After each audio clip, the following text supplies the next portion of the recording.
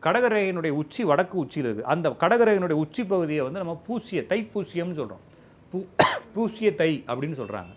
அப்போ தைப்பூசத்தில் பௌர்ணமி ஏற்படுறது, தைப்பூசத்தில் பௌர்ணமி ஏற்படுற நிலைக்கு சந்திரன் வரும்போது நம்மளுக்குள்ள, அப்போ தை விட்டுருங்க, பூசத்தை விட்டுருங்க, நமக்குள்ள சந்திரன் நம்மளோட மனம்ங்கிறது எங்கே போய் நிற்கணும்? மனம், சித்தம், அகங்காரம்ன்ற அந்த காரணங்கள் எல்லாமே உயர்ந்த நிலையில் போய் நிற்கும் பொழுது அந்த பூச நட்சத்திரத்தில் நிற்கின்ற மாதிரி ஒரு உதாரணத்துக்கு சொல்கிறாங்க.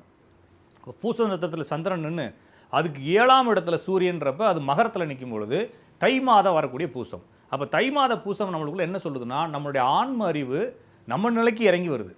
புரிஞ்சுக்கணும், நம்ம நிலைக்கு இறங்கி வருது.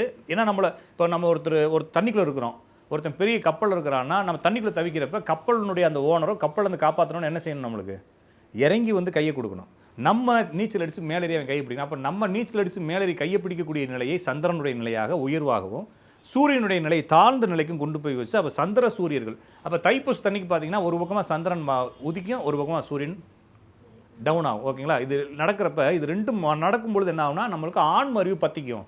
அதை தான் ஜோதின்னு சொல்கிறாங்க.